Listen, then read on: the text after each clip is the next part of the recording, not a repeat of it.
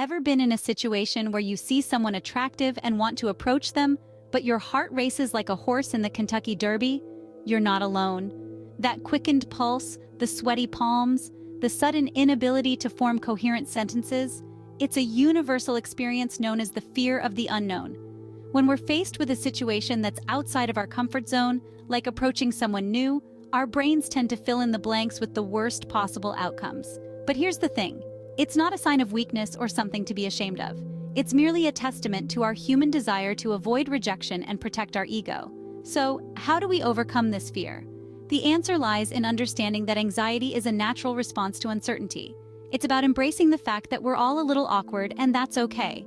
Remember, everyone feels the jitters. It's normal. So, you've gathered the courage to approach them. Now what?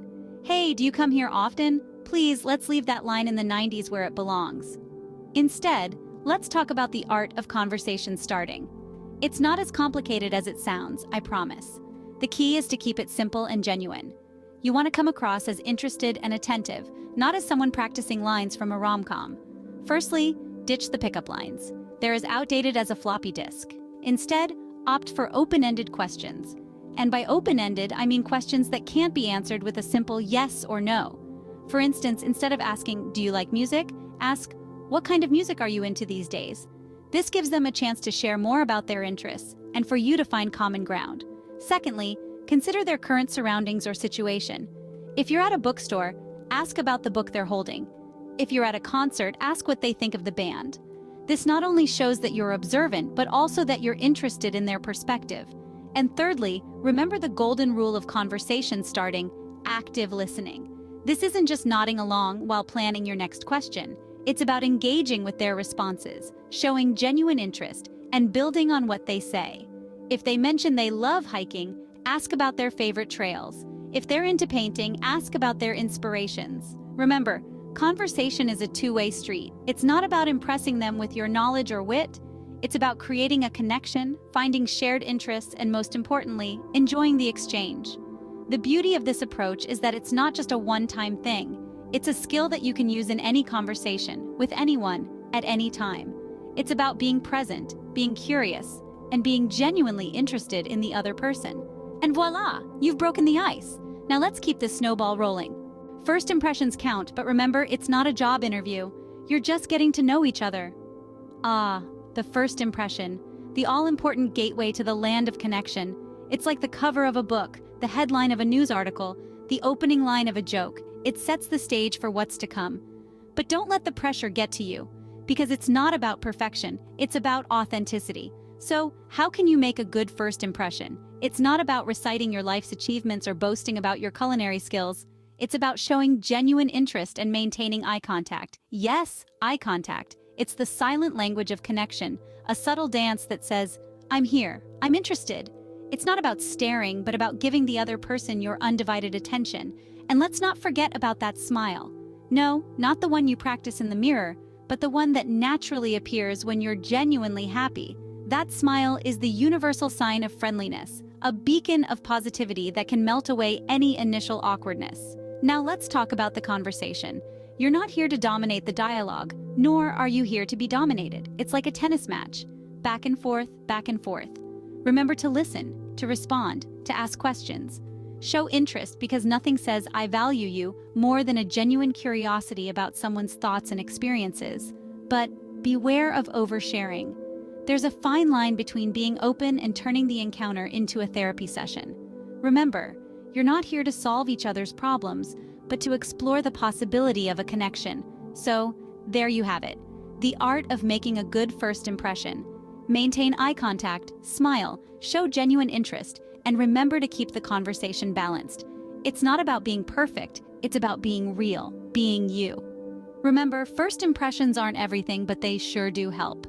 So, you've managed to secure a date. Now, where do you go? A movie, a restaurant, or perhaps a romantic walk on the beach?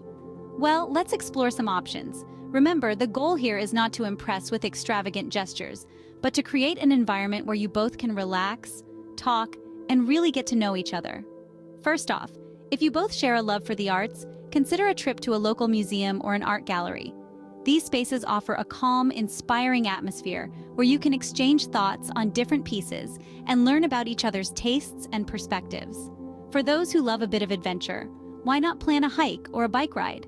It's a fantastic way to enjoy nature and have some fun.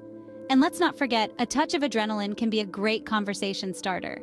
On the other hand, if your date is a food enthusiast, a cooking class could be just the ticket. Not only will you learn a new skill together, but cooking also provides plenty of opportunities for laughter, teamwork, and of course, a delicious meal at the end. Now, if you're looking for something a bit more low-key, a simple coffee date never goes out of style. It's a perfect setting for a relaxed, intimate conversation. Plus, it's always fun to discover new local coffee shops. And for the bookworms out there, a date at a bookstore might sound like heaven. You can browse through your favorite genres, share book recommendations, and maybe even pick out a book for each other. Remember, these are just ideas. The best date is the one that caters to both of your interests. It's not about going big, it's about being thoughtful. A date that shows you've paid attention to their likes and dislikes will always score you bonus points. So, whether it's a picnic in the park, a pottery class, or a night at a jazz club, think outside the box and plan something that will help you both connect on a deeper level. Remember, it's not about the location, but the connection. The date went well, you had a great time, now what? Wait 3 days to text? Oh please, we're not in high school anymore.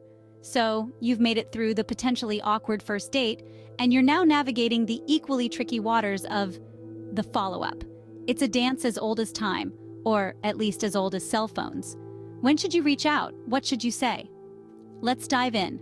Firstly, let's debunk that age-old myth about waiting 3 days to contact someone after a date. This isn't a game of hard to get. It's about connecting with another human being. So if you had a great time, why wait to express it? A text or a call the next day is absolutely fine.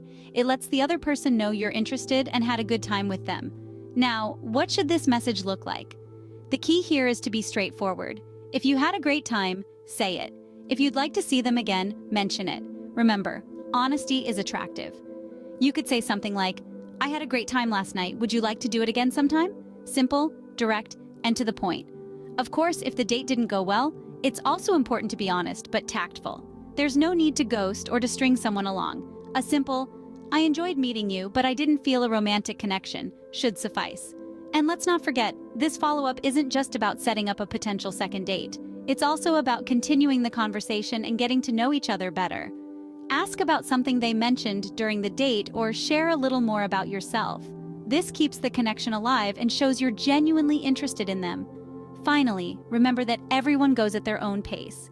If they don't reply immediately, don't panic. They might just be busy, or they might need a little time to process. Be patient and give them the space they need. Remember, dating is a journey, not a race. Take your time, be honest, and most importantly, have fun. So, let's quickly review what we've learned today. We started off by tackling the fear of the unknown. Remember, the anxiety you feel is completely normal, it's all part of the game. Then we moved on to the art of conversation starting. We learned that an interesting question or a compliment can be a great icebreaker. And remember, it's not just about what you say, it's also about how you say it. Next, we talked about the importance of making a good first impression. We all know that first impressions matter, but don't forget, they're not everything. We then dived into planning for the first date. Whether you choose a classic dinner or a fun adventure, the key is to create a comfortable environment where both of you can be yourselves. Finally, we discussed the follow-up. It's all about maintaining the connection and building on that initial spark. Remember, dating should be fun, not stressful. So relax, be yourself, and enjoy the ride.